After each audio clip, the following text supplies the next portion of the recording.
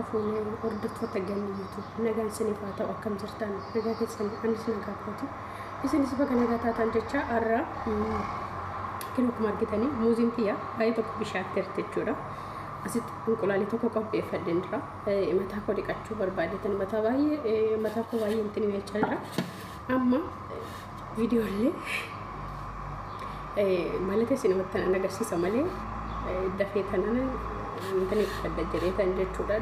Kadda jedhee tananii osoo namittiin koo natti nufiin amma gadi baatee hirtee qopheeffadhee tan kilaasikoo godhadhee booda immoo jechuudha yeroo hojii fixee waan radhetti nan dibadha waan ta'e dibachuu fi yeroo saniin yaa bal'ina viidiyoo isinii waraaba jechuudha. Amma intaniin immoo jiru jechuudha. Mafacaatti xiqqoo sun immoo jiru jechuudha. Kanumatti nan godhadha. Innaa mataan kiyyaa torbeen isaa kalee taree jechuudha. Silaa kaleen dhiqadhaan ture yaa ta'utti ammoo dhiqadha jedhee kan jechuudha. Inqulaalii takka fichaatti fayyadamee ከዛም በኋላ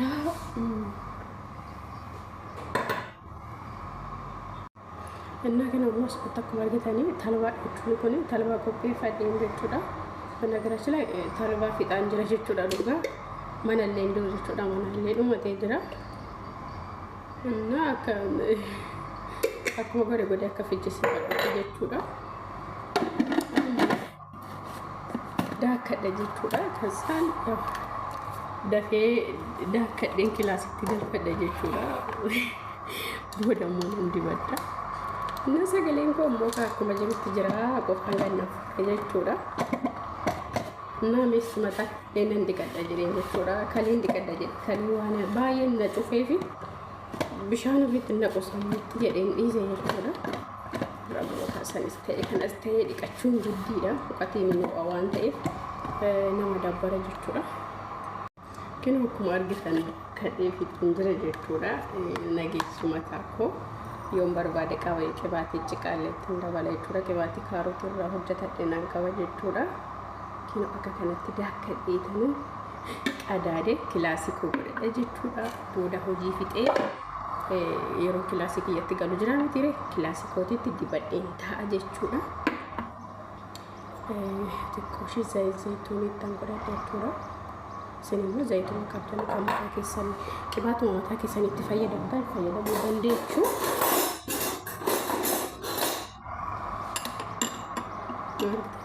Muuzii takka fi tini takka jechuudha. Inqulaalii takka ittiin fayyadamee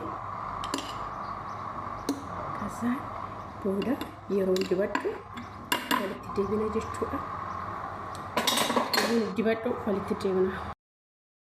Ashawar hordoftoota koo kenaa deebi'een jira jechuudha. Garuu sagaleen na jala jira jechuudha. Sagaleen jara jechuudha.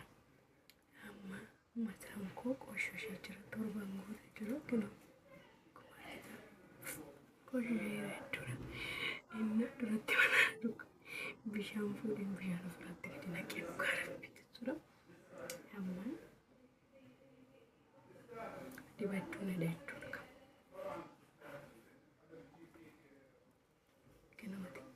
Akkanumatti jira jechuudha. Isaan immoo nyaachaa jiru. Afaan itti jedhanii afaan nyaatu fituu jedhanii ani immoo mana dibadha jedheetan jechuudha.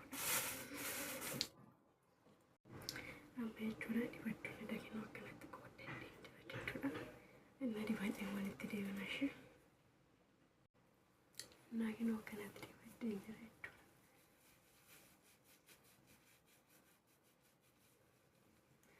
Namittiin haftee jirti garuu semman jala akka waan nageenya tan jala cal'ise jechuudha. Akkatti dibee hojiin xumurre jechuudha. Gabaa kana nyaata nyaachaa jiru jechuudha. Kaasa amma hojii fixutti haa ta'u jechuudha. Booda mana dhiqadha jechuudha. Waanuma jiru itti fayyadamaa jiran jechuudha mataa keessanitti. Akkuma teema kanan gabaabadha argitee. Morma bicha mata silkii koo keessa jechuudha.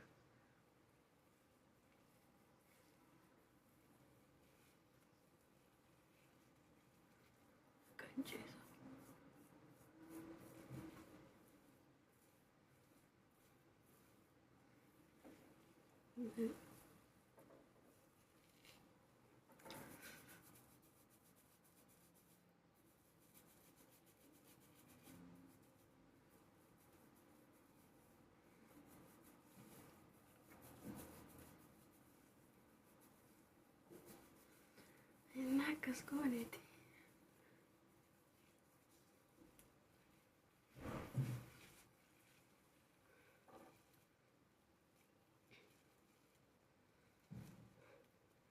Qabsiisa immoo biraan qabu.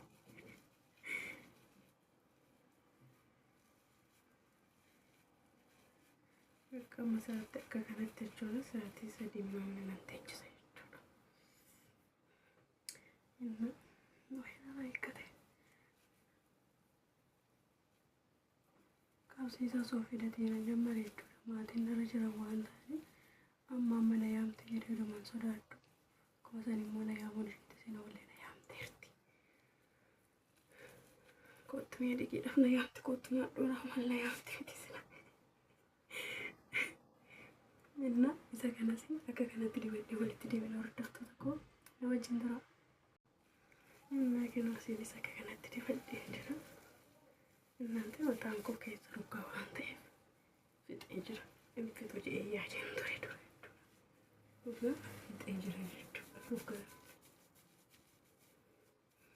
yoo dirqama immoo yoo waa dibanne kaayamaa sajaa kutuunni barbaachisa waan ta'eef amma danda'ame jechuudha. Immoo muddama jira jechuudha.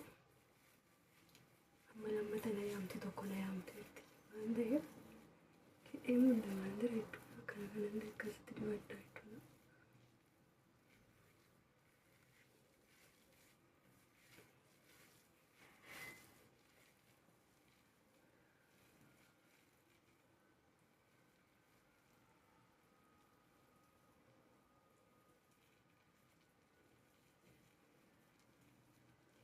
Gana qabsiisan barbaadu jechuudha. Akkanumatti godhama jechuudha. Inna kana fakkaata gaafii argitanii miti kinooti keessa jiru jechuudha. Fixadhee jira jechuudha. Mataan mana nyaatte too fixxe immoo kana bara maal ofii garaatti osoo hin jedhin qolaalee takkaa fintanii takka gama nyaadha dafee fixa.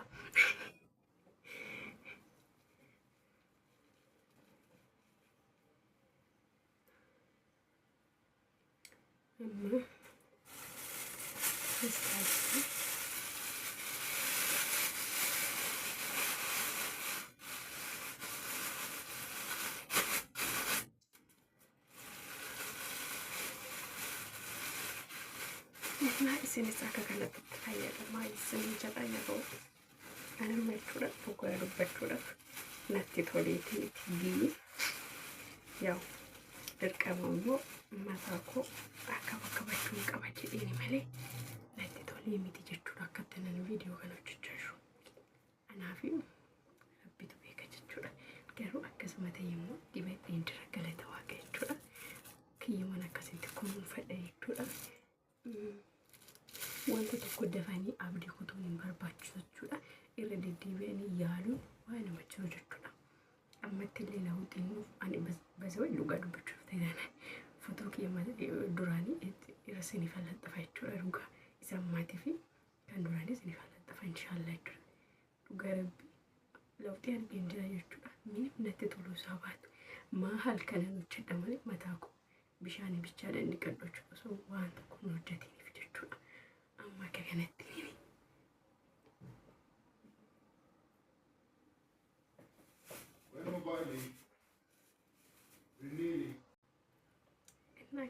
kana fakkaadha jechuudha. Akka kanatti deebitan kushiina madaamii keessa shir bittin jedha jechuudha. Viidiyoon kiyyaarraa kana fakkaata waan na wajjin turtaniif guddaa tokko galatooma isin jedha. Isin jaalladha. Na jiraadha.